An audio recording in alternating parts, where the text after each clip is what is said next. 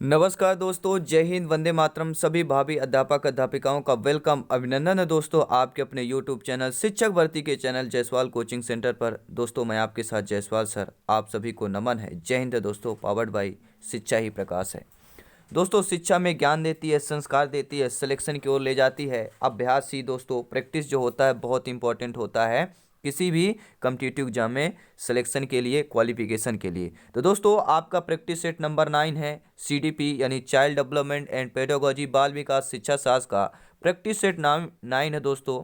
9वां practice set है और आपको पता है हर एक प्रश्न, हर एक कंसेप्ट आपके सिलेबस एग्जाम पैटर्न पर है। तो चलिए दोस्तों शुरू करते हैं 30 महत्वपूर्ण प्रश्न पर। आइए नीचे कमेंट बॉक्स में आज आप लोगों को बताना है कि इस प्रैक्टिस सेट में आज का स्कोर आपका कितना जा रहा है और इसके पिछले प्रैक्टिस सेट देखना चाहते हैं तो इस वीडियो को देखने के बाद आपको आई बटन पर लिंक मिलेगा, आप लोग देख सकते हैं। चलिए दोस्तों शुरू करते हैं। पहला प्रश्न है दोस्तों, आप लोगों का प्यार, स्नेह और जब आप लोग वीडियो लाइक करते हैं, कमेंट करते हैं, सब्सक्राइब करते हैं अपने परिवार को, तो एक अलग ही एनर्जी देता है दोस्तों मुझे। पहला प्रश्न है, एक अच्छा विद्यालय निम्न में से किससे बचता है? कोई भी एक अच्छा विद्यालय होगा तो वह सामाजिक जिम्मेदारी से बचेगा, लैंगिक समानता से बचेगा, लैंगिक पक्षपात से बचेगा या लैंगिक संवेदनशीलता से बचेगा? तो मेरे मेरे प्यारे मित्रों, मेरे प्यारे भावी अध्यापक अध्यापिकाओं, अगर आपने ग्रेड 2 का एग्ज़ाम दिया होगा या पिछले बार अगर कोई भी कम्पिटिटिव एग्जाम टीटी का एग्ज़ाम दिया तो आपको पता है इसी प्रकार के प्रश्न पूछे जाते हैं। तो एक अच्छा विद्यालय इनमें से किससे बचता है? कोई भी अच्छा विद्यालय होगा तो वह किसी लैंगिक पक्षपात से बचेगा, लड़का लड़की के पक्षपात से बचेगा, फीमेल मेल्स के पक्षपात से बचेगा, बाकी सामाजिक जिम्मेदारी से नहीं बचेगा, लैंगिक समानता करेगा, लैंगिक संवेदनशीलता होगा, लेकिन पक्षपात से बचता है। कोई भी विद्यालय हो पक्षपात से जरूर बचता है। अगला प्रश्न देखिए, दूसरा प्रश्न कह रहा दोस्तों, बेहतरीन लाजवाब प्रश्न है।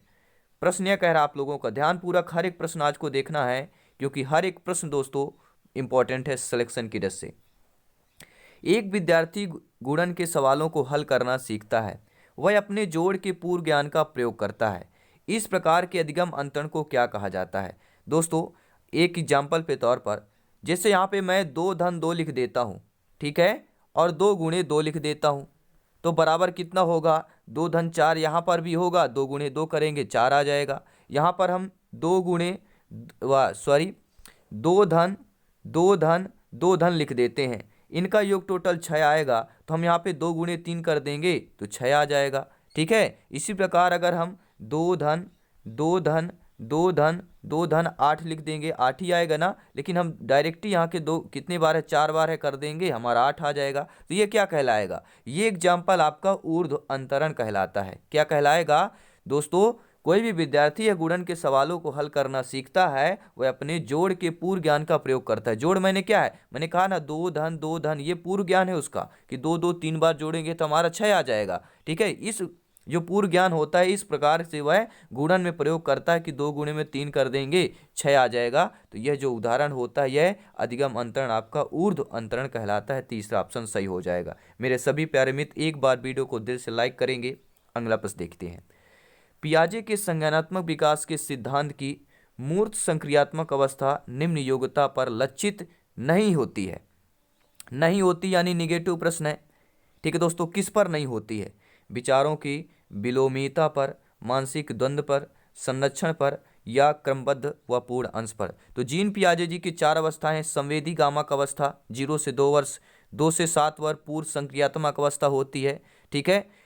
आपका 7 से 11 वर्ष मूर्त संक्रियात्मक अवस्था जो आपके प्रश्न पूछा जा रहा है, और अमूर्त संक्रियात्मक अवस्था 11 से लेके आगे तक की होती है। तो प्रश्न पूछा गया है कि पियाजे के संज्ञानात्मक विकास के सिद्धांत की मूर्त संक्रियात्मक अवस्था निम्न योग्यता पर लक्षित नहीं होती है। तो किस योग्यता पर लक्षित नहीं होती है? देखिए, विचारों की विलोमिता पर लक्षित होगी मूर्त संक्रियात्मक अवस्था, मानसिक द्वंद्व पर होगी, संरक्षण पर होगी, लेकिन क्रमबद्धता व पूर्ण से अंश प्रत्ययों का प्रयोग इस पर नहीं होता है, ठीक है। तो डी ऑप्शन यहाँ पर सही हो जाएगा। अगला प्रश्न देख लेते हैं क्या दिया गया है। प्रत्येक अधिगमकर्ता अद्वितीय होता है, अर्थात प्रत्येक जो अधिगम करता है वह अद्वितीय होता है। मतलब क्या हुआ इसका भैया? जो अधिगम करता है वह अद्वितीय होता है, अर्थात मतलब कोई भी 2 अधिगम करता उनकी योग्यताओं, रुचियों तथा कौशलों में समान नहीं होते, या अधिगमकर्ताओं में कोई भी उभयनिष्ठ गुण नहीं होते, ना ही वे उभयनिष्ठ लक्ष्यों को बांटते हैं। यह सभी अधिगमकर्ताओं के लिए एक उभयनिष्ठ पाठचर्या संभव नहीं है। यह दोस्तों एक विषमांगी कक्षा में सभी अधिगमकर्ताओं की क्षमताओं को विकसित करना असंभव है। तो प्रत्येक अधिगमकर्ता अद्वितीय होता है, इसका अर्थात मतलब होगा कोई भी दो अधिगमकर्ता उनकी योग्यताओं, रुचियों तथा कौशलों में समान नहीं होते। कोई भी अधिगमकर्ता होगा, उनकी योग्यताएं और रुचियों कौशल में एक समान नहीं हो सकते। किसी की अलग योग्यताएं होंगी, किसी के अलग रुचियां होंगी, कौशल भी अलग अलग होते हैं। तो इसीलिए कहा गया है कि प्रत्येक अधिगमकर्ता अद्वितीय होता है। ठीक है दोस्तों, आई होप आप लोग अच्छे तरीके से समझ पाए होंगे। सभी मित्रों को जय हिंद, वंदे मातरम। दोस्तों एक बार वीडियो को दिल से लाइक कीजिएगा, अपने परिवार को। जी हाँ दोस्तों, प्रश्न आ चुका है, अगला प्रश्न है, एक शिक्षक को विद्यार्थियों की तत्परता स्तर को बढ़ाना है, ऐसा करने के लिए सबसे अच्छा तरीका कौन सा होगा? आप सभी लोग भावी अध्यापक अध्यापिकाएं हैं, तो आप लोग ये बताइए, आप शिक्षक हैं और विद्यार्थियों की तत्परता के स्तर को बढ़ाना चाहते हैं, तो ऐसा करने के लिए सबसे अच्छा तरीका आपका क्या होगा? विशेष प्रकरण से संबंधित सृजनात्मक क्रियाकलाप को कक्षा में संगठित करवाएंगे, कक्षा में एक इंडोर गेम आयोजित करवाकर, या कहानी कथन भी द्वारा, या कक्षा के किसी एक विद्यार्थी द्वारा नियंत्रण करवाकर। तो राइट ऑप्शन क्या हो जाएगा मेरे प्यारे मित्रों? एक शिक्षक होने के नाते विद्यार्थियों की तत्परता स्तर को बढ़ाना है, और ऐसा करने के लिए सबसे अच्छा तरीका जो होता है वह विशेष प्रकरण से संबंधित सृजनात्मक क्रियाकलाप को कक्षा में संगठित करवाकर। पहला ऑप्शन सही हो जाएगा।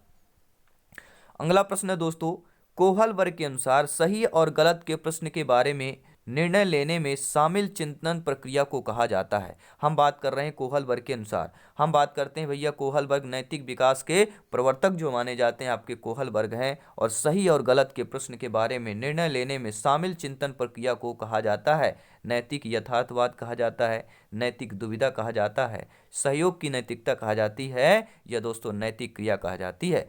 नैतिक क्रिया कहा जाता है मेरे प्यारे मित्र। नीचे कमेंट करेंगे मेरे सभी प्यारे मित्र, आज की क्लास में बताएंगे आज का स्कोर क्या है, आपका जा रहा है। तो राइट ऑप्शन जाएगा दोस्तों, कोहल वर्ग के अनुसार सही गलत के प्रश्न के बारे में निर्णय लेने में शामिल चिंतन प्रक्रिया को नैतिक दुविधा कहा जाता है। सेकंड ऑप्शन सही हो जाएगा। यहाँ पे अच्छा प्रश्न आप समय ले सकते हैं, वीडियो पॉज कर हर एक प्रश्न को अच्छे तरीके से समझें, क्योंकि समझने की अगर शक्ति आप में विकसित हो गई और इसमें आपने विकासशीलता हासिल कर लिया, तो सिलेक्शन पाने से आपको कोई नहीं रोक सकता दोस्तों। जी हाँ, प्रश्न आ चुका है, कोहल वर्ग के नैतिक विकास के सिद्धांत एवं उसकी विभिन्न स्तरों के अनुसार निम्न में से कौन सा सोपान जो है उनके द्वारा प्रतिपादित नहीं है? यानी कोहल वर्ग के नैतिक विकास के जो सिद्धांत हैं, उनके जो स्तर है, उनके स्तरों के अनुसार जो सोपान, कौन सा सोपान उनके द्वारा नहीं दिया गया है, उनके द्वारा प्रतिपादित नहीं किया गया है, यानी निगेटिव प्रश्न है। आत्म केंद्रित निर्णय, परस्पर एक रूप अभिमुखता, व्यक्तिगता व विनिमय अभिमुखता, या सामाजिक अनुबंध अधिसम्मत अभिमुखता। तो दोस्तों देखिए, आत्म केंद्रित निर्णय इनका सोपान है, परस्पर एक रूप अभिमुखता इनका कोहल वर्ग का नैतिक विकास के सिद्धांत में जो स्तर है उनमें सोपान है, सामाजिक अनुबंध विधि सम्मत अभिमुखता ये भी आपका सोपान है, लेकिन व्यक्तिगता व विनिमय अभिमुखता ये आपका क्या है, सोपान उनके द्वारा प्रतिपादित नहीं है। तीसरा ऑप्शन सही हो जाएगा।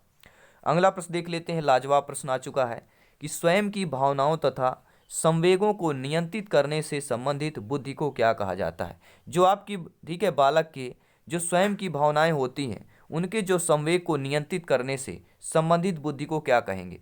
भाषाई बुद्धि कहेंगे, अंतः व्यक्तित्व बुद्धि कहेंगे, स्थानिक बुद्धि कहेंगे, या व्यक्तित्व बुद्धि कहेंगे? क्या कहेंगे?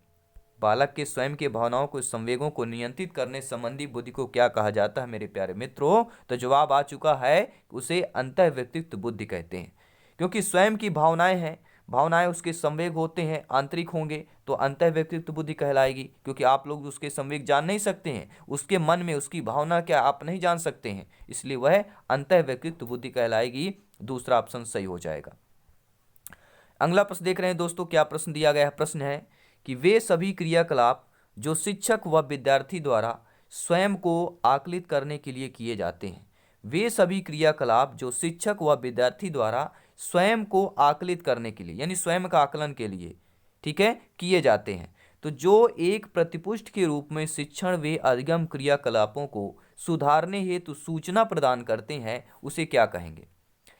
ठीक है, शिक्षक और शिक्षार्थी जो है स्वयं के आकलित करने के लिए क्रियाकलाप करते हैं, ठीक है, वह क्रियाकलाप एक प्रतिपुष्ट के रूप में शिक्षण वे अधिगम क्रियाकलापों को सुधारने हेतु सूचना प्रदान करते हैं। तो उस सूचना प्रदान करने को क्या कहा जाता है? उपलब्धि परीक्षण कहा जाएगा, आकलन कहा जाएगा, परीक्षा कहा जाएगा या अधिगम कहा जाएगा। तो राइट ऑप्शन क्या हो जाएगा मेरे प्यारे मित्रों? राइट ऑप्शन आपका, क्योंकि क्या कर रहे हैं दोस्तों? आकलित करना। सिंपल सी बात है, प्रश्न में ही दे दिया गया, आकलित करना यानी कि आकलन हो जाएगा, दूसरा ऑप्शन सही हो जाएगा। अगला प्रश्न देख लेते हैं दोस्तों। शिक्षा को बाल केंद्रित शिक्षा माना जाता है। जब कोई भी शिक्षा है उसको बाल केंद्रित शिक्षा कब मानेंगे? जब बालक के व्यक्तित्व का संपूर्ण विकास होता है, जब बालक की मांग, रुचि व अभिवृत्ति की प्राथमिकता में होती है, जब शिक्षक के स्वयं के महत्व को ध्यान में रखा जाता है, या जब पाठ्यक्रम को महत्व दिया जाता है। देखिए दोस्तों, सिंपल सी बात है, समझने वाली बात है कि बाल केंद्रित शिक्षा यानी बालक को केंद्र मानकर जो शिक्षा दी जाती है, शिक्षा माना जाता है, पाठ्यक्रम होता है, वही आपकी बाल केंद्रित शिक्षा है। अर्थात बालक की मांग, रुचि, अभिवृत्ति की जहाँ पर प्राथमिकता होनी चाहिए, बालक की प्राथमिकता होनी चाहिए, वही आपकी बाल केंद्रित शिक्षा माना जाता है। दोस्तों आपका राइट ऑप्शन हो जाएगा बी ऑप्शन। अगर हर एक प्रश्न आपको समझ में आ रहे होंगे तो एक बार वीडियो को दिल से लाइक कर दीजिएगा। बहुत बहुत धन्यवाद दोस्तों। अगला प्रश्न है, वंशानुक्रम तथा वातावरण के संबंध का व्यक्ति की वृद्धि पर प्रभाव निम्न में से एक के अनुसार होता है। जो वंशानुक्रम और वातावरण के संबंध का, देखिए आप लोग जानते हैं कोई भी व्यक्ति हो, वंशानुक्रम और वातावरण इन दोनों का संबंध जो है व्यक्ति की वृद्धि पर प्रभाव जो है किसके अनुसार होता है? वंशानुक्रम व्यक्ति को प्रभावित करता है, वातावरण व्यक्ति को प्रभावित करता है। वंशानुक्रम धन वातावरण व्यक्ति को प्रभावित करता है, या वंशानुक्रम वातावरण व्यक्ति को प्रभावित करता है। तो मेरे प्यारे मित्रों, राइट ऑप्शन क्या होगा? सटीक आंसर जानेंगे। बेहतरीन लाजवाब प्रश्न है दोस्तों। सभी लोग जानते हैं कि वातावरण व्यक्ति को प्रभावित करता है कि नहीं करता है। देखिए वातावरण नहीं होगा, राइट ऑप्शन होगा वंशानुक्रम वातावरण व्यक्ति को प्रभावित करता है। राइट ऑप्शन क्या हो जाएगा?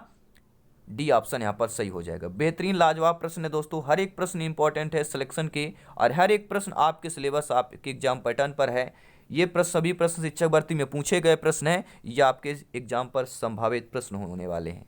तो अगला प्रश्न है, आनुवंशिकता को एक सामाजिक संरचना माना जाता है। जिन्होंने ग्रेड 2 का पेपर दिया है उनको पता है किस लेवल के पेपर आने वाले हैं। कंपटीशन बहुत ही हाई है, तो ये आप मत देखें कि कब पेपर होगा। बहुत सारे कमेंट्स आते हैं कब पेपर होगा सर। अरे पेपर लेने दीजिए, आप अपने से तैयारी 101% रखिए। कभी भी पेपर आ जाए और आप बोलिए कि I do it, I can do it, मैं यहाँ पे क्रैक करूंगा, मैं यहाँ पे सिलेक्शन नहीं टॉप रैंक हासिल करूंगा। हैशटैग आपको आज कमेंट कर देना है, दिल से कमेंट करिएगा दोस्तों, ठीक है।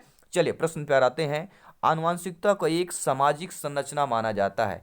प्राथमिक सामाजिक संरचना माना जाता है, गतिक, द्वितीयक या स्थायिक सामाजिक संरचना माना जाता है। तो जो आपकी आनुवंशिकता है, तो आनुवंशिकता को दोस्तों कौन सी सामाजिक संरचना मानते हैं? तो आनुवंशिकता को क्या है? स्थायिक, क्या है? स्थायी जो है आपका सामाजिक संरचना माना जाता है। डी ऑप्शन सही हो जाएगा। अगला प्रश्न है, आरबी कैटल की तरल बुद्धि तुल्य क्या है दोस्तों? वंशानुगत कारकों के तुल्य है, पर्यावरणीय कारकों के तुल्य है, बौद्धिक कारकों के तुल्य है, या आपके सामाजिक कारकों के तुल्य है। हम बात कर रहे हैं आरबी कैटल की।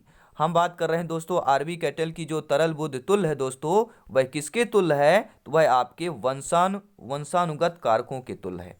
पहला ऑप्शन सही हो जाएगा। बहुत बहुत लाजवाब प्रश्न। बहुत बहुत धन्यवाद सभी का वीडियो लाइक करने के लिए, और अंत तक देखिए, 30 प्रश्नों को अटेंड करके जाइए।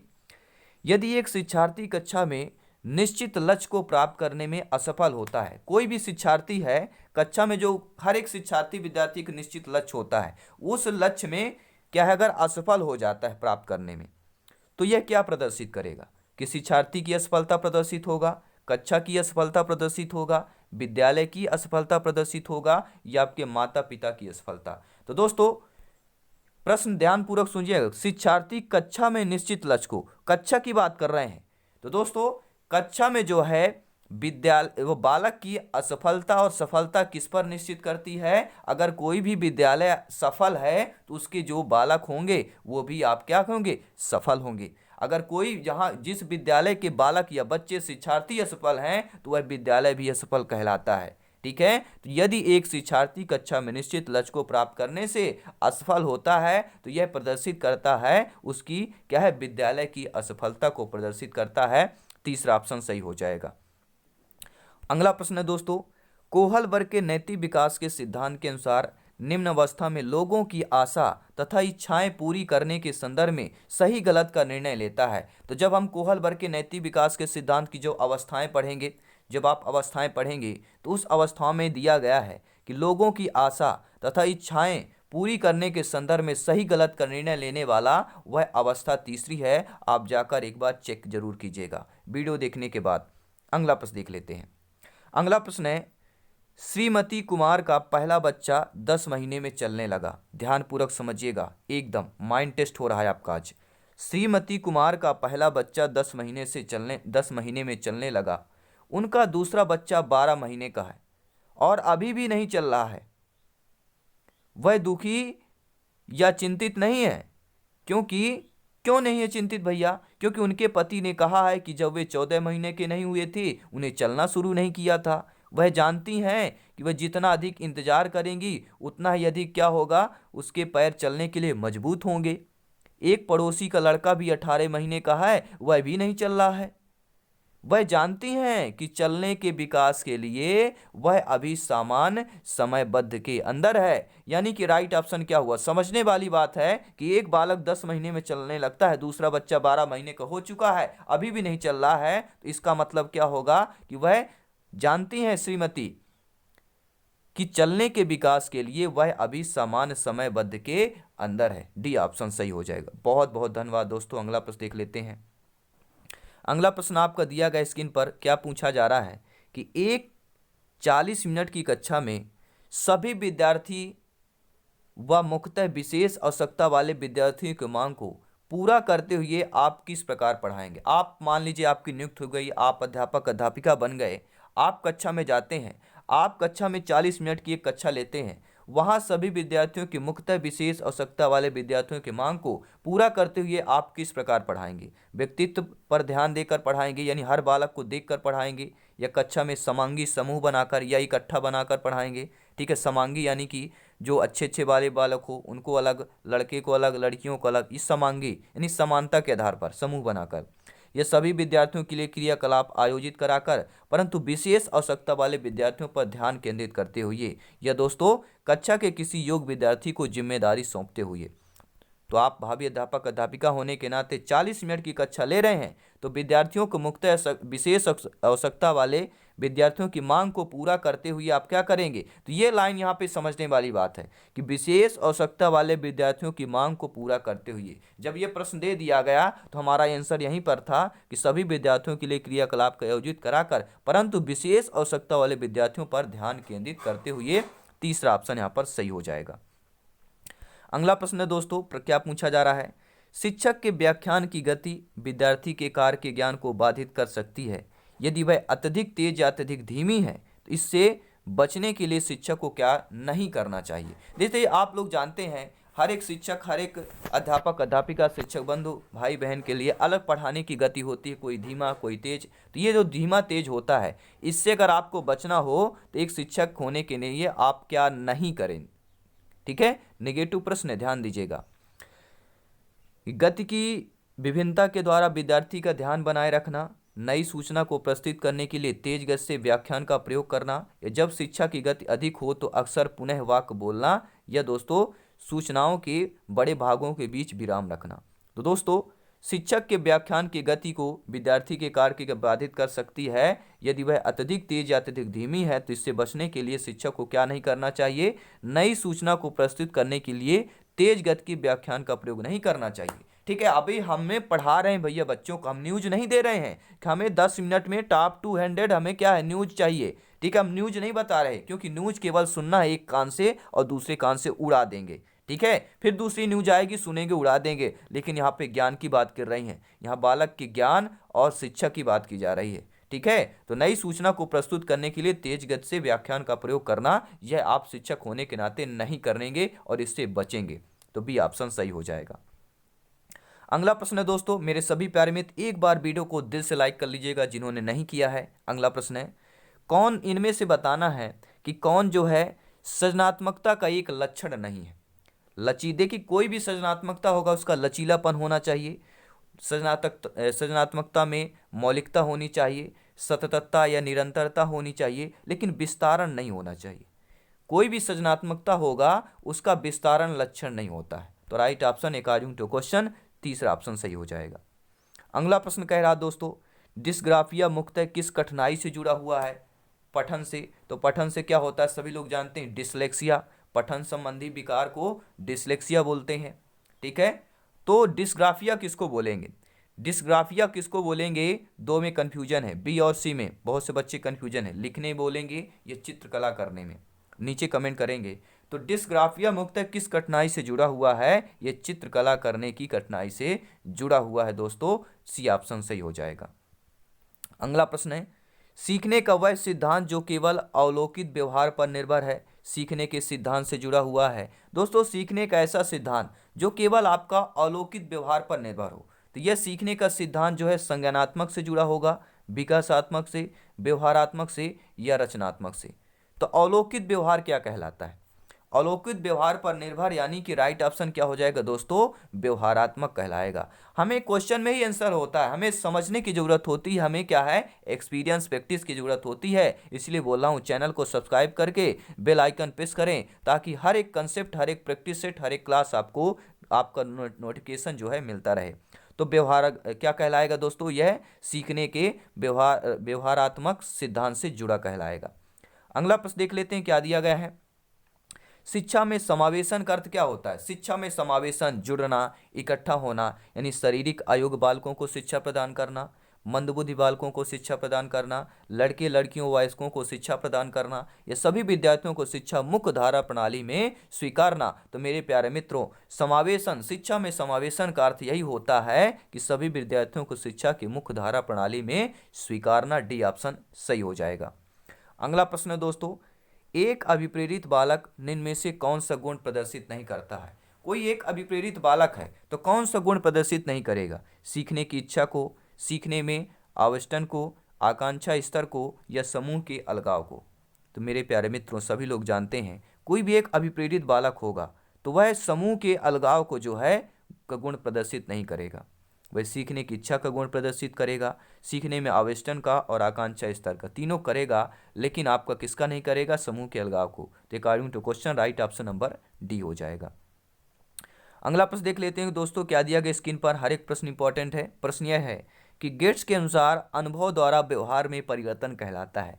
गेट्स के अनुसार अनुभव द्वारा व्यवहार में परिवर्तन अभिप्रेरणा होगा, सीखना होगा, समायोजन होगा, या चिंतन होगा। तो मेरे प्यारे मित्रों, अगर आपके पास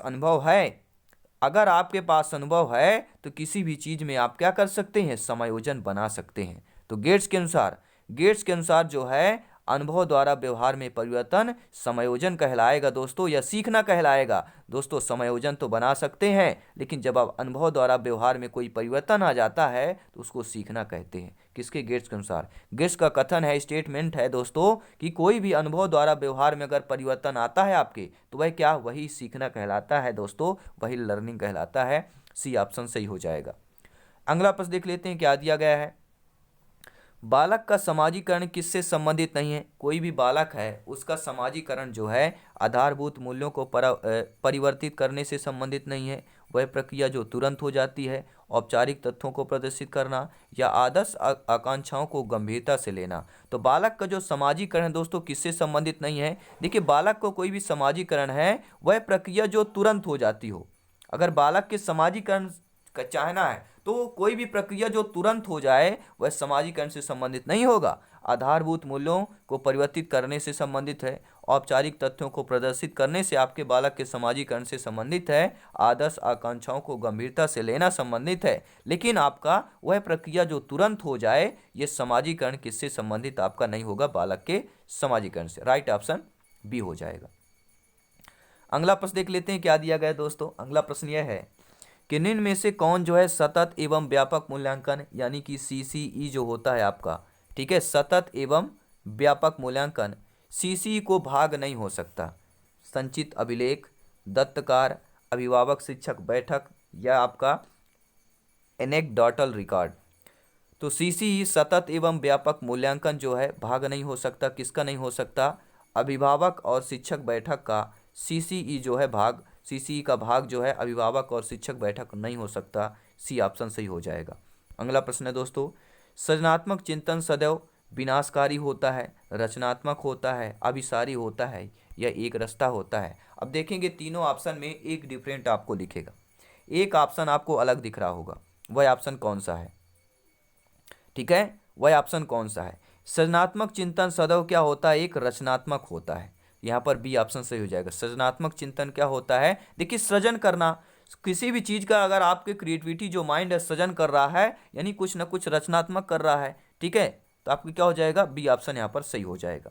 अगला प्रश्न देख लेते हैं दोस्तों, विकास की कौन सी अवस्था तनाव एवं तूफान की अवस्था कहलाती है? तो ये सभी 99% लोग यहाँ पे आंसर इसका जानते हैं, क्योंकि आप लोग ज्ञानी हैं, सर्वज्ञ हैं दोस्तों, आप लोग अध्यापक अध्यापिका हैं, व्याख्याता हैं। राइट ऑप्शन जाएगा, सभी लोग जानते हैं किशोरावस्था को। ठीक है, किशोरावस्था को तनाव एवं तूफान की अवस्था को कहा जाता है। एक दो प्रश्न और ध्यानपूर्वक देख लेते हैं।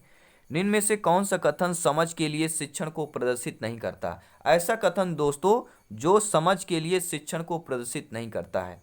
विद्यार्थियों को किसी घटना या प्रत्यय को उसके अपने शब्दों में व्यक्त करने को कहना, विद्यार्थियों को किसी नियम की कार्यप्रणाली उदाहरण देते हुए समझना, या दोस्तों विद्यार्थियों को समानता व असमानता देखने तथा समरूपता उत्पन्न करने में मदद करना। यह मेरे प्यारे मित्रों विद्यार्थियों को विलगित तथ्य तथा प्रक्रियाओं को याद करने की योग्य बनाना। तो मेरे प्यारे मित्रों, ऐसा कथन जो समझ के लिए शिक्षण को प्रदर्शित नहीं करता है, वो सभी लोग जानते हैं कि विद्यार्थियों को विलगित तथा तथ्य तथा प्रक्रियाओं को याद करने की योग्य बनाना, यह जो कथन है दोस्तों, यह समझ के लिए शिक्षण को प्रदर्शित नहीं करेगा। तो राइट ऑप्शन डी हो जाएगा। और इस प्रैक्टिस सेट का अंतिम प्रश्न है, 30वां प्रश्न है कि विशेष अवधि के दौरान विकास प्रगति करता है। कोई जब विशेष अवधि हम करते हैं उसके दौरान विकास क्या है? प्रगति करता है, लेकिन इस विधि में समायोजन के लिए विराम करता है। अगर समायोजन करना हो तो विराम भी होता है। तो यह जो विकास है निम्नलिखित में से किस नियम के अनुसारित करता है? देखिए, आपके भी लाइफ में होता होगा, जब आप कोई किसी चीज़ के विशेष अवधि के दौरान जो है विकसित आप लोग प्रगति करते हैं, लेकिन ऐसा समय आता है जब आपको संयोजन करना होता है, तो वहाँ पर आपको विराम लेना पड़ता है, रुकना पड़ता है। यह जो विकास होता है किस नियम को अनुसरित करता है? समन्वय के सिद्धांत को, निरंतरता के सिद्धांत को, चक्राकार प्रगति के सिद्धांत को, या समान प्रतिमान के सिद्धांत को। तो यह नियम किसको अनुसरित करेगा दोस्तों? तो राइट ऑप्शन क्या हो जाएगा? क्या हो जाएगा? चक्राकार प्रगति सिद्धांत को करेगा, क्योंकि प्रगति करेंगे फिर रुकेंगे फिर चलेंगे। ठीक है, लगातार जब होता तो निरंतरता का सिद्धांत आता कि लगातार हम किसी धीरे धीरे धीरे धीरे चल रहे हैं तो वह निरंतरता का हो जाता। ठीक है, लेकिन यहाँ पर कह रहा है कि लेकिन इस अवधि में समायोजन के लिए विराम भी करता है, तो ये चक्राकार प्रगति का सिद्धांत कहलाएगा। तीसरा ऑप्शन सही हो जाएगा। तो मेरे सभी प्यारे मित्र एक बार चैनल को सब्सक्राइब कर लेंगे, लाइक करेंगे और सभी फ्रेंड में शेयर कर दीजिएगा, क्योंकि शिक्षा ही प्रकाश है दोस्तों, पावर्ड बाई शिक्षा ही प्रकाश है। शिक्षा में ज्ञान देती है, संस्कार देती है और हमें उस लेवल तक ले जाती है, वहाँ तक, उस स्थान तक ले जाती है जहाँ आपकी सोच है, जहाँ आपका टारगेट है, जहाँ आपका सिलेक्शन है। धन्यवाद सभी को दोस्तों, मिलते हैं जल्द ही नेक्स्ट क्लास पर।